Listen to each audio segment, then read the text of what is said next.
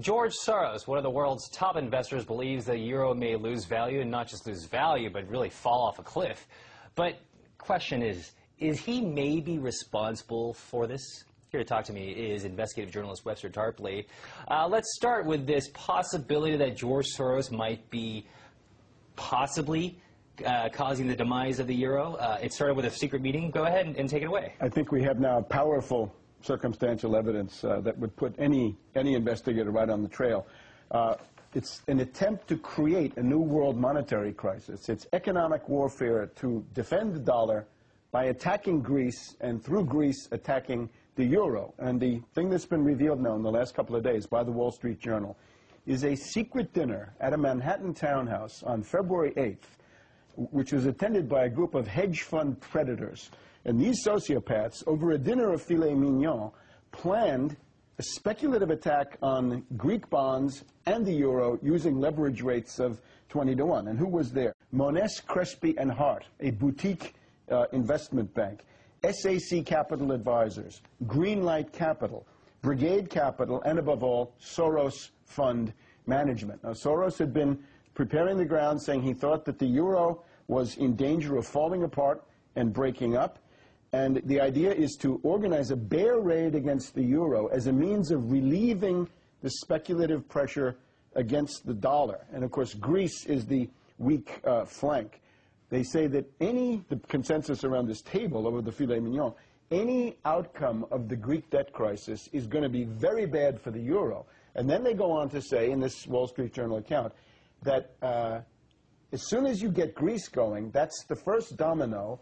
After that comes Spain, Portugal, Italy, Ireland, and of course California and Great Britain, and indeed the United States. And one of the people, the guy from Brigade Capital, said Greece will be a contagion that will infect all the sovereign debt in the world. In other words, government debt, national, state, local, provincial, of all national states. So we're getting towards a situation where it's either the hedge funds and the zombie banks will drive the national governments into bankruptcy, or the governments will put these hedge funds into receivership and protect themselves. Now, this is only one of a couple of cabals that were mentioned by the Wall Street Journal. Another one is Paulson and Company. It's different Paulson. It's not the same Paulson. Hank Paulson. Globop Financial Services. And then we have a group of zombie banks, all of them surviving because of U.S. taxpayer money. That would be Goldman Sachs. They couldn't be out of it.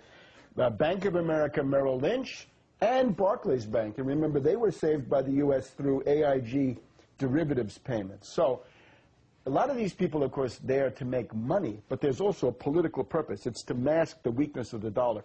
The dollar reached a low in the first week of December after falling all during the fall at about $1.50, 51 to a euro. Since then, the euro has been losing.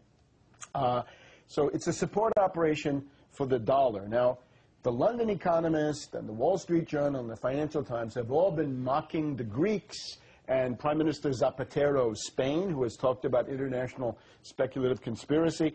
They say, look, you guys are paranoid, this is conspiracy theory. But here we have it. What we have in front of us is I think under U.S. antitrust law, this may fulfill the definition of a criminal conspiracy and restraint of trade.